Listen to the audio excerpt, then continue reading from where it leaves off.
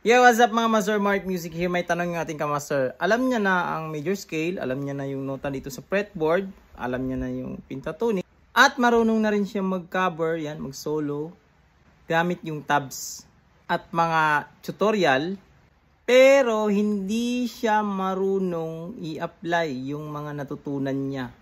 Yan.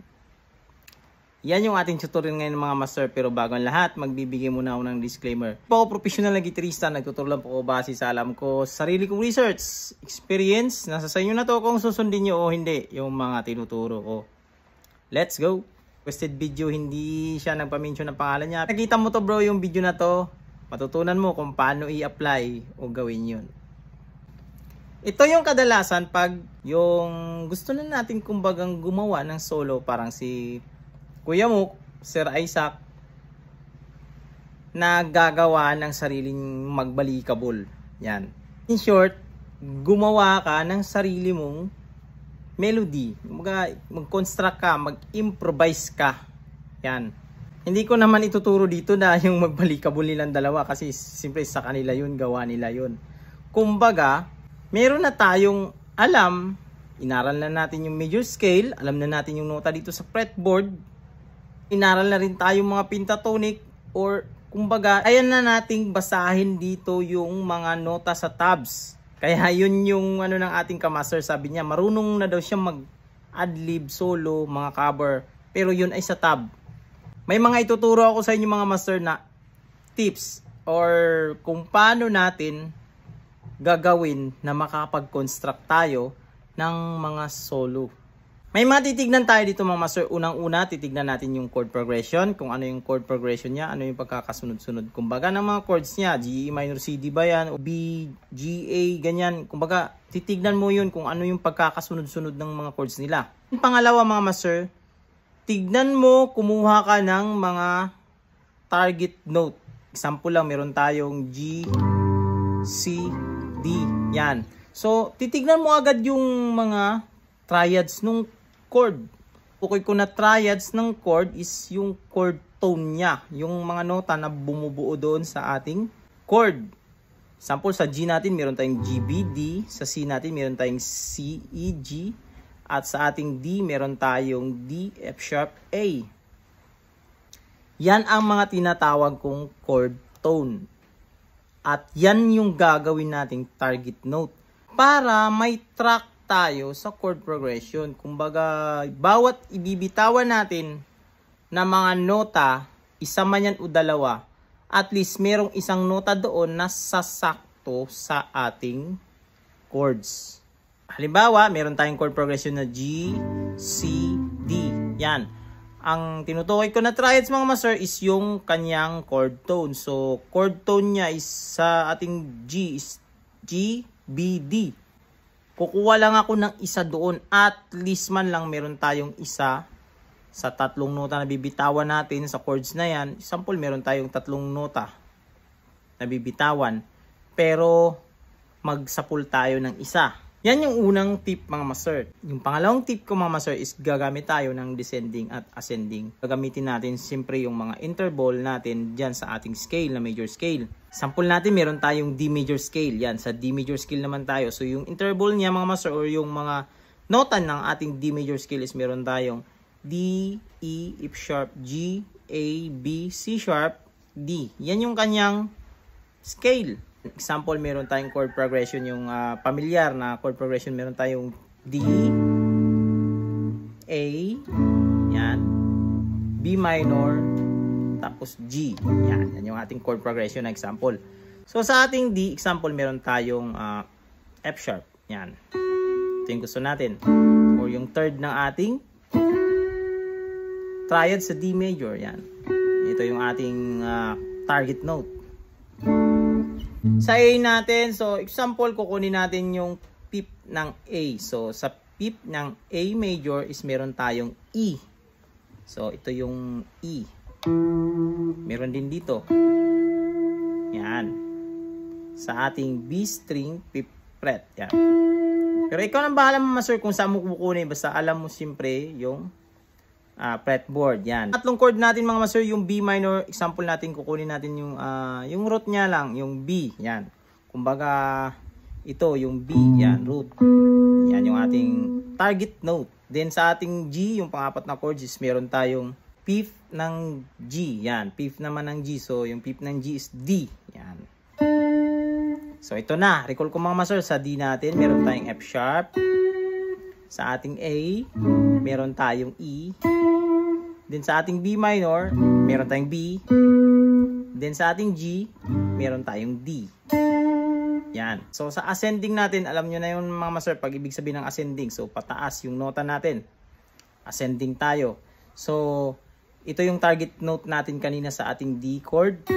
Ito, F sharp, nasa 7th fret, B string. Yan. Yan.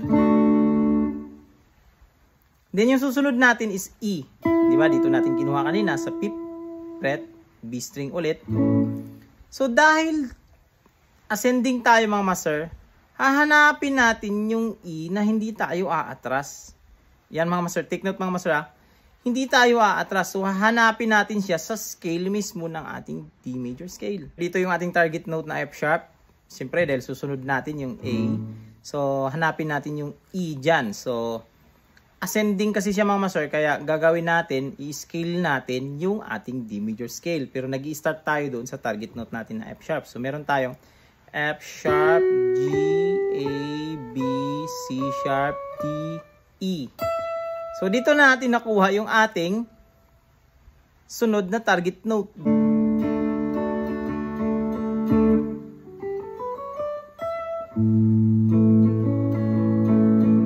Ganda yung method na ito mga master.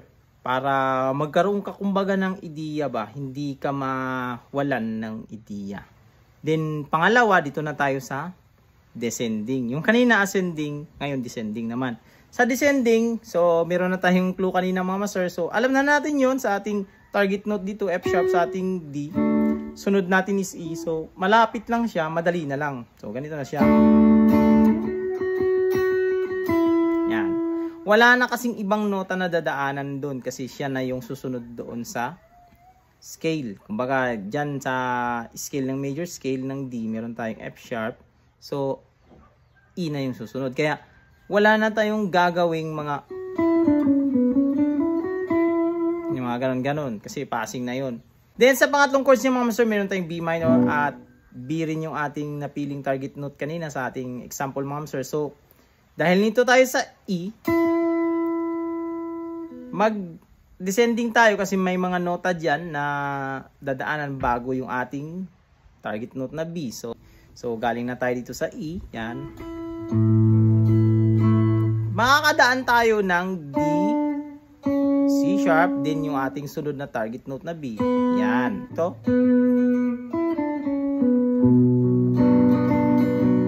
So, dito na tayo sa pang-apat na chord mga master sa G. So, yung ating target note naman dito is yung D. So, meron tayong 5 nota na dadaanan. So, galing na tayo sa B minor. Yan.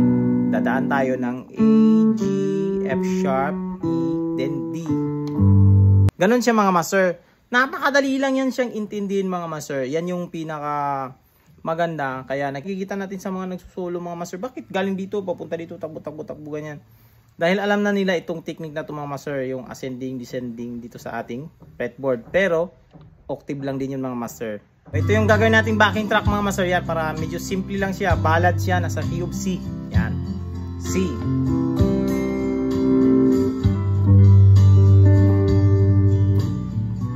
Ito yung chord progression niya, C.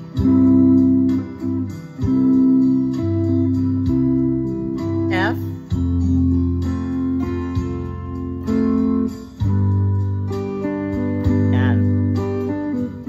Yan. Yan yung ating example ngayon ng backing track mga master. So sa C, example, kukuha tayo ng E. Yan, E yung ating target note sa C. Then sa ating sunod yung F, A, yan. Pero depende yan sa mga master. Pwedeng A, pwedeng C, pwedeng F, yan. Basta meron lang tayong chord tone para may track tayo kumbaga sa ating chords. Chord natin yung G, meron tayong B. Yan. Ito i-play ko mga master. Example natin. C. So meron E ako. F, meron akong A. Pag sa G may B ako. Ito. Pakinggan niyo mga master.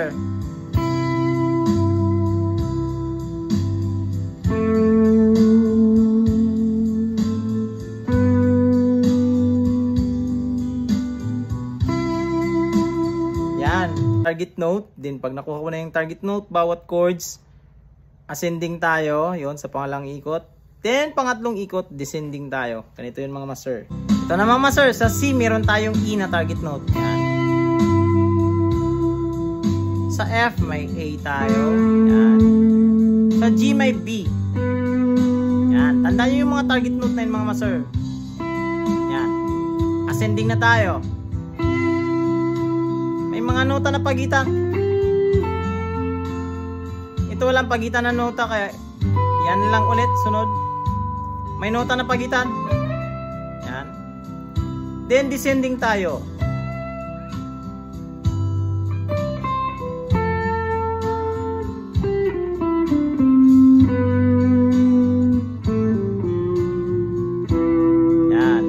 Ganun lang yung idea mga master pag mag-solo ka mga master. So, tandaan mo lang kasi pag mayroon tayong tinatawag na target note or mayroon tayong mga nota na tatargetin na kasama dun sa chord tone. Kasi pag hindi kasama sa chord tone yung bibitawan nating mga nota, example gagamitin natin itong backing track natin, din ang gagawin natin ngayon is iwasan natin yung mga chord tone. Pero hindi naman yun nangangahulugan na mali din yun. So, mawawalan ka lang kasi sa track, sa chord progression. Kumbaga, something, kumbaga nangyayari sa'yo, parang tatapon ka na lang ng mga nota na hindi siya saklaw doon sa ating chord tone. Nung nag-start pa lang tayo, ganun ang ginagawa natin. Kumbaga, bitaw lang tayo ng bitaw ng mga nota, hindi natin napapag-isipan na meron palang chord tone dapat para sakto yung mga binibitawan natin ng chords. Kahit hindi mabilis masyado. Yan. Wala tayong chord tone dyan. So sa ating C, gagawin nating F tayo. So sa C, F tayo. Yan. Yan, F. Then B yung ating F. Sa G natin, meron tayong C. Then babalik tayo sa F.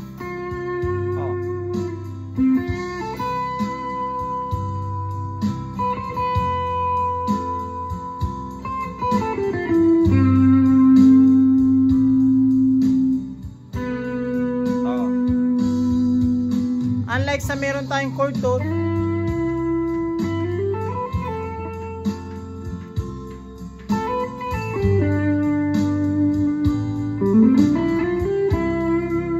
pasok talaga siya mga master at may track ka sa kanta. Kumbaga hindi ka lumilihis. Yun siya mga master. And sa pangatlo mga master is doon na papasok na natin ng mga tricks or yung mga basic technique natin mga master. Bend, slide, yan. So meron tayong bend.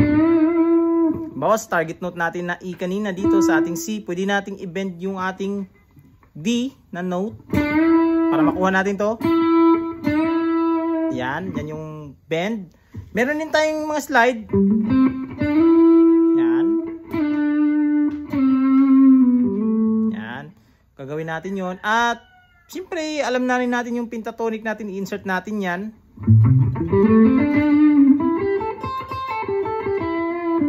Yan. So, ganito na siya mga master yung magagawa natin mga master. Target note muna tayo mga master. Yung pa rin yung ating mga target note. I-slide ko, galing ko sa D. Yan. Yan. Hammer on. Slide. Yan. Bend.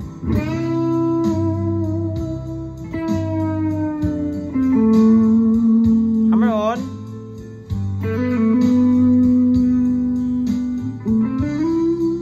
Tapos lagay mo pentatonic.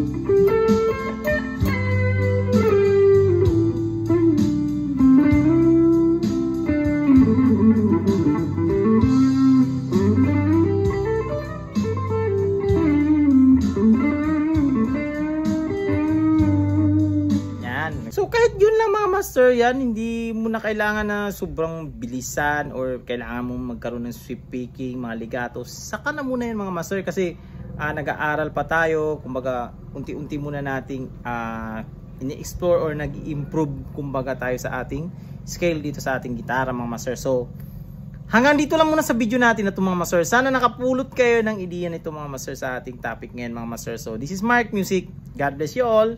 Peace out.